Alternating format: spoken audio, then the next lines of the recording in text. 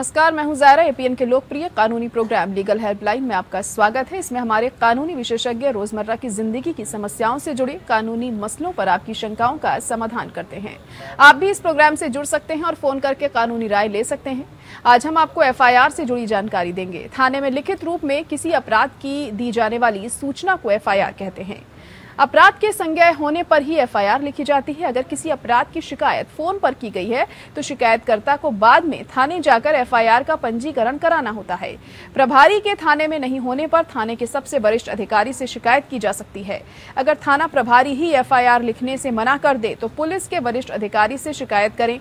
किसी भी अपराध की रिपोर्ट पुलिस को दर्ज करवाने के लिए जैसे ही आप थाने में जाते हैं तो आपको अपने साथ घटे अपराध की जानकारी देने को कहा जाता है। एफआईआर दर्ज करने में लापरवाही और देरी के लिए भी आप जिम्मेदार अधिकारी की शिकायत कर सकते हैं। एफआईआर की पहचान के लिए इस पर एफआईआर नंबर भी दर्ज होते हैं, जिससे आगे इस नंबर से मामले में प्रक्रिया चलाई जा सके। अहम बात यह है कि एफआईआर पंजीकृत करने के लिए किसी भी प्रकार की फीस नहीं लगती। यदि पुलिस अधिकारी इसकी मांग करता है तो तुरंत इसकी शिकायत बड़े पुलिस अधिकारियों से करें। तो ये तो थी कुछ बुनियादी जानकारी। हमारे आज के कानूनी विशेषज्ञ हैं अधिवक्ता श्री राम जे थालापथी जी। श्री राम जी आपको एफआईआर से जुड़े कानूनी पहलुओं की विस्तार से जानकारी देंगे। अगर आपका एफआईआर से जुड़ा कोई सवाल है तो आप फोन करके राय ले सकते हैं। हमारा फोन नंबर है 0120-612-7967। इसके अलावा आप 0120-612-7968 भी डायल कर सकते हैं।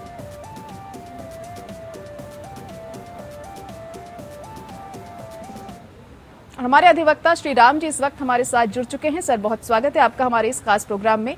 सबसे पहले आपसे ये जानना चाहेंगे कि आखिर एफआईआर जो होती है इसकी परिभाषा क्या होती है? What is the definition of FIR? The first question has no answer in the criminal procedure code. Criminal procedure code में ये नहीं बोला गया है कि एफआईआर का क्या मतलब है, but the answer is available in the word itself. FIR means the first information report. तो जब भी कोई जानकारी देते हैं पुलिस को कि एक ऑफेंस हुआ है, that is treated as the first information report. Ji.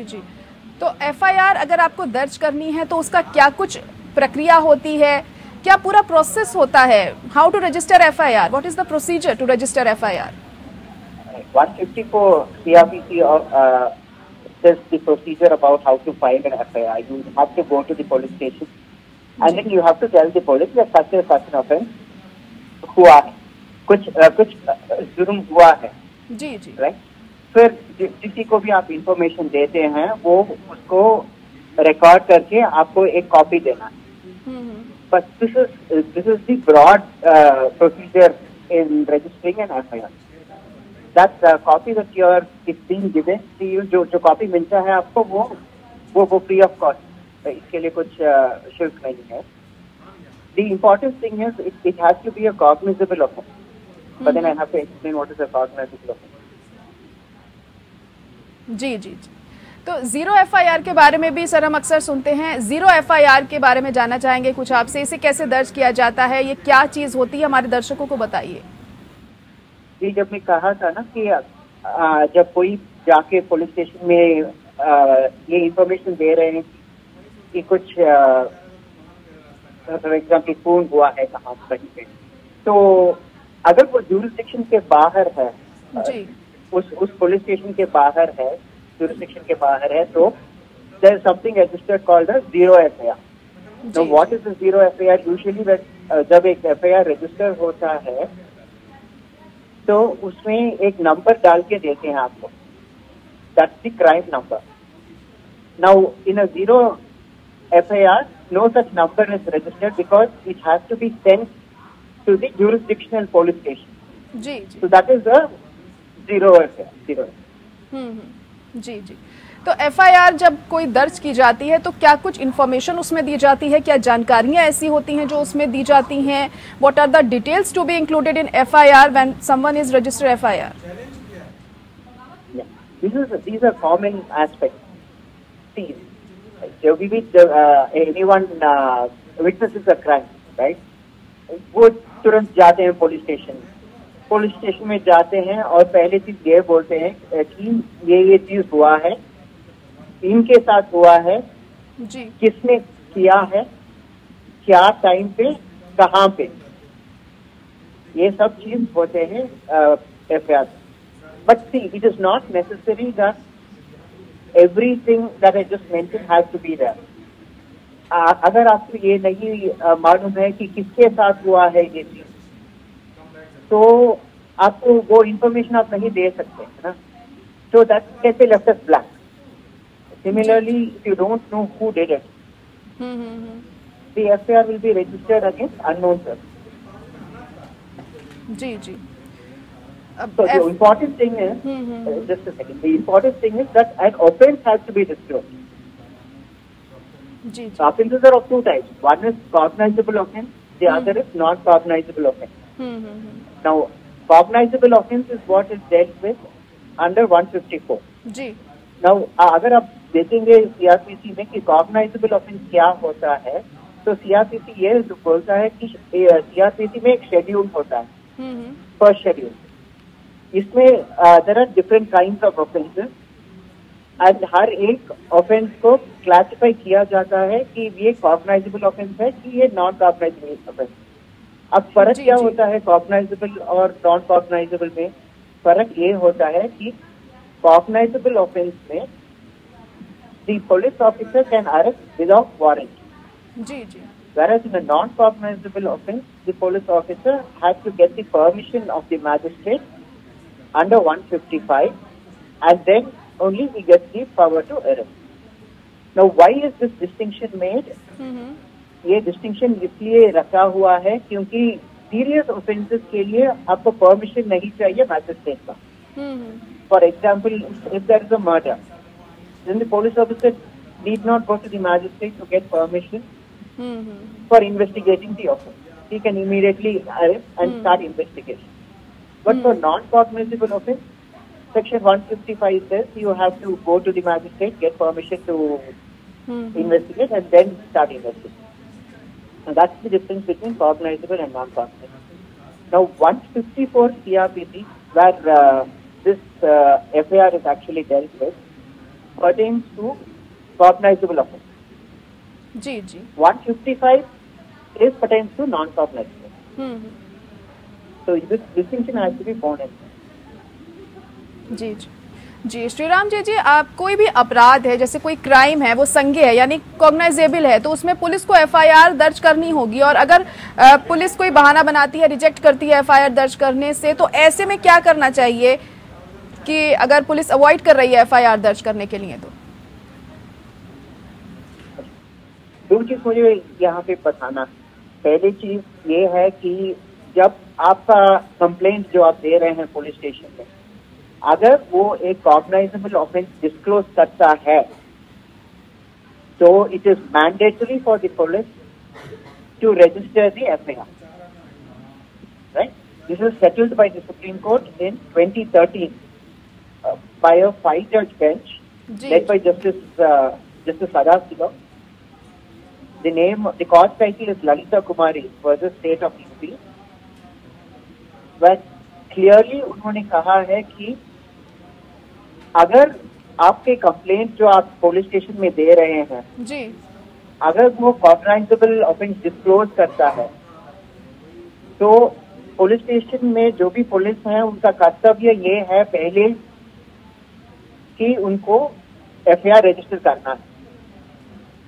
Now there are several exceptions for it, but before dealing with the exceptions, मुझे ये भी कहना है कि जब वो नहीं करते हैं तो नेक्स्ट स्टेज आपको क्या करना है।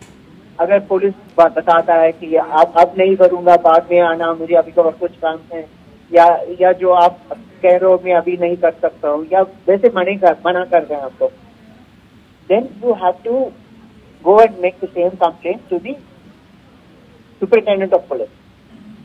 That is covered under 154 subclause 3. Now, supposing the Superintendent of Police also does not take any action, then you have to go to the court under Section 200 CRC. That's a private complaint. Now, if when you go to the Superintendent of Police, usually what happens practically, either the superintendent of police can himself investigate the case, or he can make an endorsement and send it to the jurisdictional police station with a direction to ask them to register an FIR. So these are the options which are available for a person when a police officer does. चीज जरूर याद रखना है कि उनका कर्तव्य है जब आप एक कॉग्नाइजेबल ऑफेंस डिस्क्लोज करते हैं कि ये चीज हुआ है, खून हुआ है तो या एक कुछ रेप हुआ है, then it is their first and foremost duty to register the FIR. This is what the Supreme Court has said. अब मैंने 2-3 exceptions बोला था. Now those exceptions are, for example, in a commercial sort of a matter, commercial matter or a matrimonial case. Those sort of matters, the court will, the police station need not register the FIR immediately. They can make something called a preliminary inquiry. That has to be done within 7 days. So after the preliminary inquiry, then an FIR can be registered. But there's only 3 or 4 categories of cases like that. जी जी, श्रीराम जी आपसे जानना चाहेंगे अब अगला सवाल कि FIR होने के बाद आपके पास क्या कुछ कानूनी रास्ते होते हैं, क्या कुछ legal options do you have after registering an FIR? FIR register होने के बाद जी आपके क्या main thing that happens is the police will investigate the information that you have given. अगर आप जाके पुलिस से बोलते हैं कि एक थेफ्ट हुआ है तो पुलिस उसको वैसे जैसे मैंने पिछले बार बोला था कि उसको रिकॉर्ड करेंगे, फिर वो कॉपी आपको देंगे, फिर वो आके आपको इन्वेस्टिगेशन शुरू करेगा पुलिस. अब कैसा इन्वेस्टिगेशन, क्या इन्वेस्टिगेशन, वो सब डिपेंड करेगा कि कंप्लेंट में आपने क्या लिखे हैं, किसके ऊपर शक है या किसने किया है या किसको देखा है आपने सीन ऑफ अकरेंस में. वो सब then depends upon the investigation will be done by the police. तो एज अ कंप्लेनेंट आपका रोल खत्म होता है जब आप कंप्लेंट देते हैं. Then it is the ball is in the court of the police. उनको इन्वेस्टिगेट करना है और उनको ये पता करना है कि क्या हुआ है एक्चुअली सच. जी जी जी. वहीं अगर प्राथमिकी रद्द नहीं होती है और गिरफ्तारी की तलवार लटकती रहती है तो ऐसे में क्या करना चाहिए? Okay, now the scene shifts from being a complainant to being an accused, right? Because you have filed the complaint against somebody else, and the police has also investigated.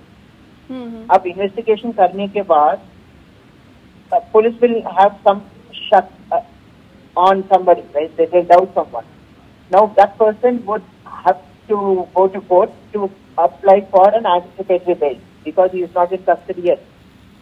So वो कोर्ट जाएंगे, the accused वो court जाएंगे, court में ये बोलेंगे under 438 CRPC की मुझे protect कीजिए अरेस्ट से. जी जी.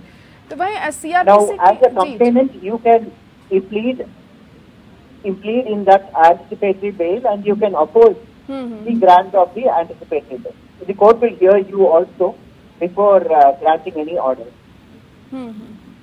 जी. श्रीराम जी, CRPC की धारा 482 क्या है, एफआईआर से कैसे इसे जोड़ा गया है, ये जानना चाहेंगे आपसे. 482 is very broad in perspective. That is something that we have to understand first.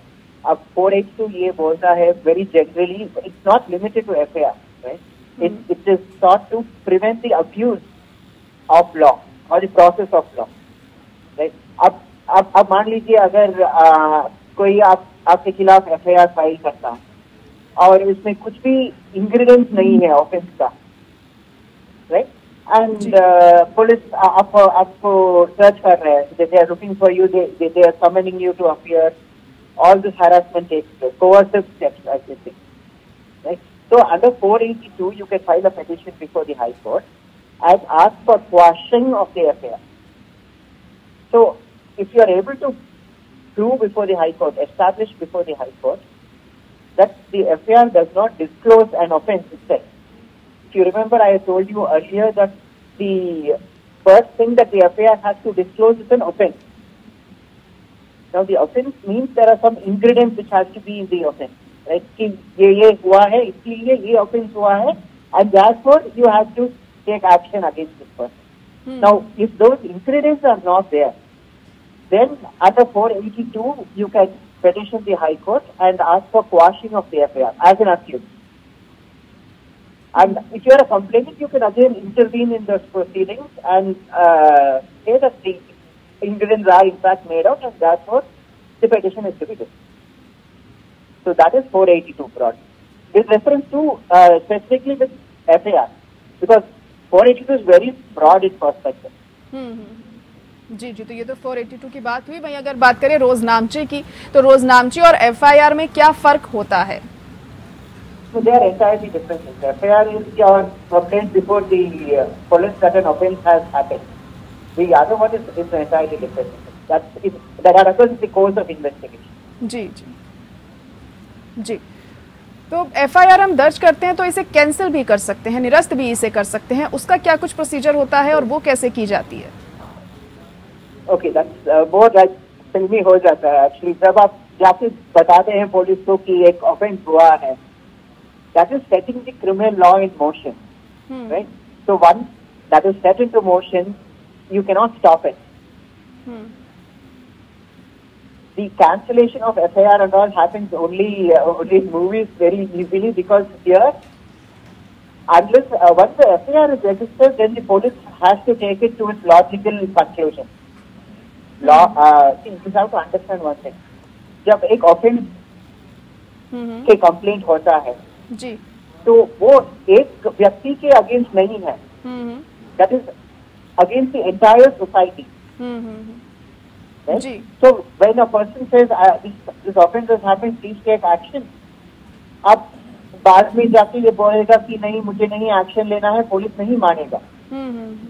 आपको फिर दोबारा कोर्ट में जाना है, आपको एक्सप्लेन करना है, तो आप कुछ चीज करके ही you will have to withdraw the complaint. It's not easy that आप आपके मनमानी में FIR दोगे और कैंसिल भी हो सकता है। As long as an FIR is registered, it has to be taken to its logical conclusion. जी जी। तो FIR क्या ऑनलाइन भी दर्ज हो सकती है? ऑनलाइन FIR दर्ज किन हालातों में हो सकती है जी? किन सर्कमस्टेंसेस में दर्ज की जा सकती है? For example, if you lose your vehicle's RC book, अगर आपकी गाड़ी का कागज खो जाता है, तो आपको ये नहीं करना है कि आपको पुलिस स्टेशन जाना है और फिर पुलिस ऑफिसर को मिलना है, फिर लिख के देना है, ये सब चीज नहीं करना है। बस आपको वेबसाइट खोलना है, they have a link there for online complaint, and you can just register it there and take a print out of the receipt, and that would be good enough for subsequent persons, but these are mostly for document related matters. अगर कुछ offence होता है, that then the general thing is you will have to go to the police station. जी, कई बार हम देखते हैं sir कि झूठी FIR भी दर्ज कर दी जाती है, तो ऐसी FIR से बचने के लिए क्या करना चाहिए जो फॉल्स FIR दर्ज हो जाती है? Okay, I think you asked me about झूठी FIR. जी जी, फॉल्स FIR, जी बिल्कुल। False FIR, right. Right. So the first thing that we have to understand, madam, is one, an FIR is registered. It depends entirely upon the police. Police has to investigate. The accused cannot say ये तो झूठा FIR है, ये मेरा खिलाफ है, ये तो बिल्कुल गलत है, आप इन्वेस्टिगेट की मत करना, पार्ट के देख देना, ऐसा नहीं कर सकते।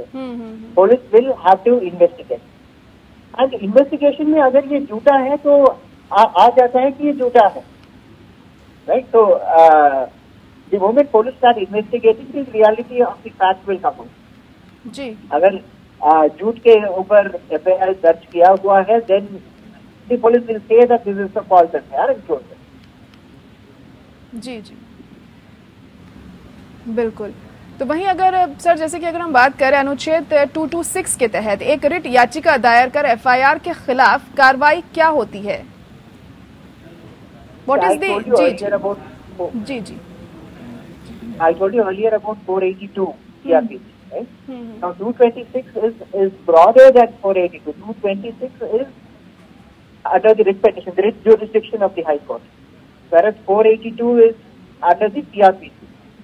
Okay, now 226 comes under the Constitution of India and therefore constitutes the supreme law of the land.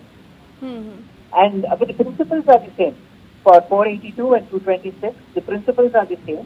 It's just that the court has much broader ambit scope of its power.